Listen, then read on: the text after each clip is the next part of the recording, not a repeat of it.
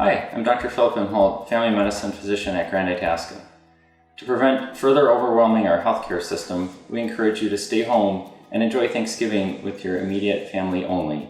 On that note, many of you may have never cooked a turkey before, so we're going to walk through some basic steps in how to do turkey preparation properly.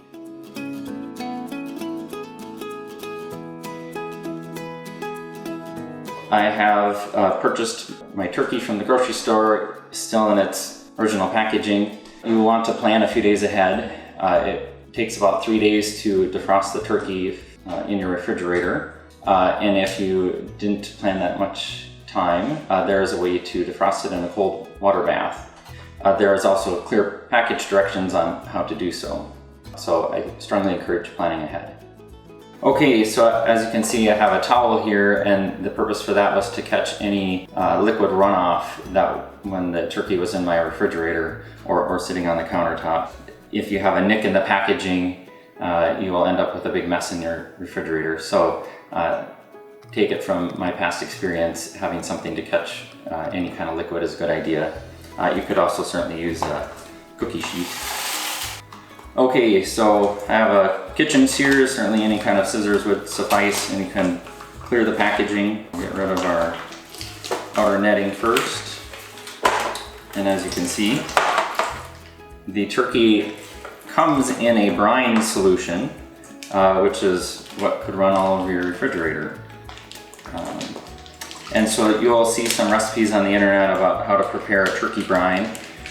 Certainly that's an option, although with a lot of the standard turkeys that you will purchase, they will come already in a brine in the package.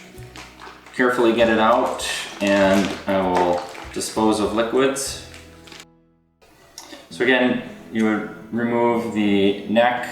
Sometimes there's a heart, kidneys, liver, other organs that are attached, as well as some turkeys would include a gravy packet potentially, so you would want to check for that. So on my neck, I'm going to remove and keep for making some stock later.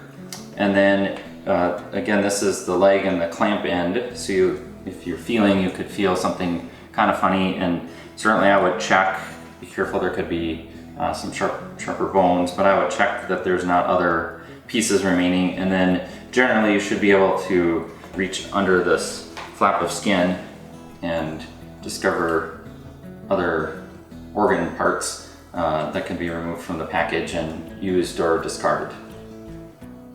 Now we will work on seasoning the turkey and placing it in the oven. So there's many different methods of preparation and seasoning. There are methods to do a dry rub, which is how we're going to approach it. This is a mixture of salt, pepper, rosemary, sage, and thyme. You can use about a tablespoon of salt for 5 pounds of turkey. Since our turkey came with a salt and seasoning solution as part of this brine, I'm using a little bit less. So this is a 14-pound turkey, and I'm using about 2 tablespoons of salt, as well as about 1.5 teaspoons of dried herbs, 1/2 teaspoon of each of the rosemary, sage, and thyme. And then you want to coat the outside.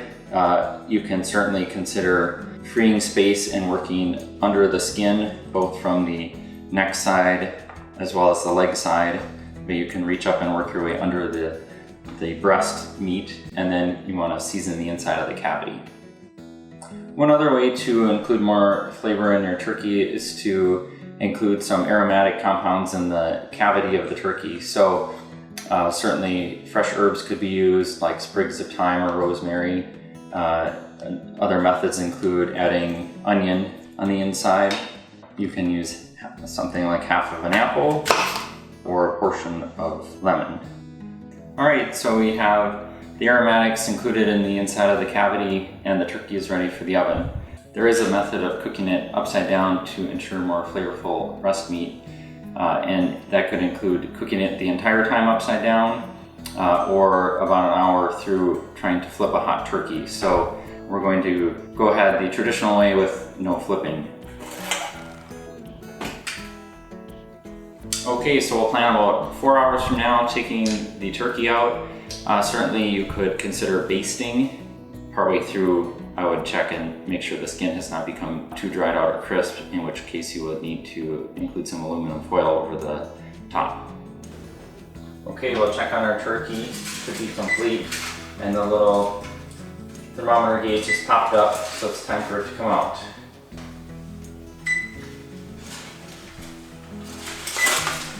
Okay, so we have our turkey out and it needs to rest for about 20 minutes first, which you can do with the foil in place to retain some of the moisture.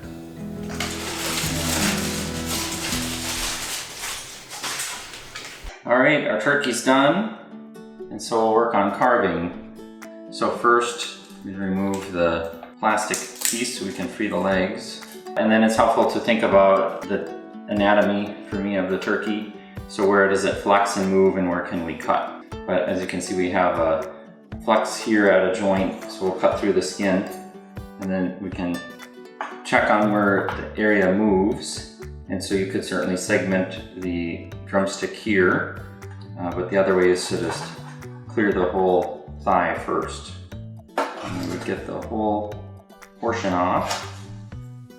And I'll keep it on my tray to keep it warm. I will take off this drumstick.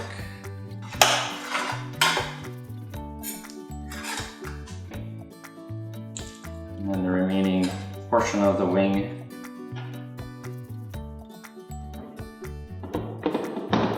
So for the breast, it runs along the breastbone and then the area with the wishbone. So we're going to cut from the bottom side and then try to peel it away from those bones.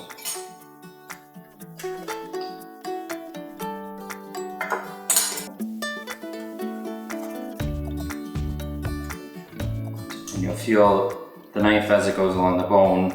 If you get too deep, you'll just have to cut up shallower.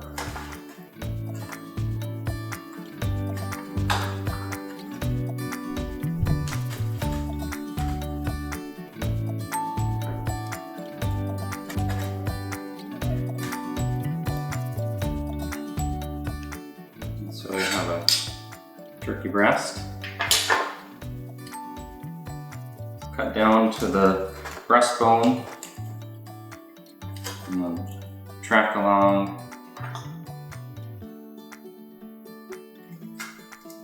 Free the breast. By the way, I can never eat all of the turkey at once, so I don't usually cut everything off.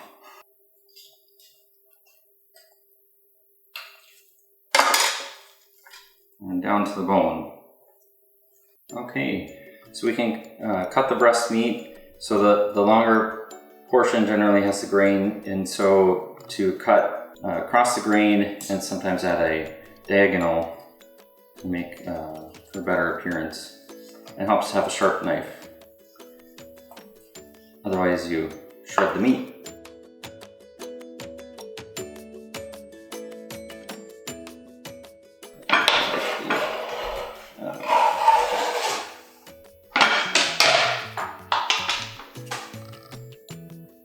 Okay, so we have some of the wing, some of the breast, some of the drumstick, and some of the thigh meat for both light and dark meat. We really need everyone to help sacrifice so that we have the ability to make it through this COVID surge and be able to care for all of those that need our help. Please help us help you and your loved ones. Happy Thanksgiving.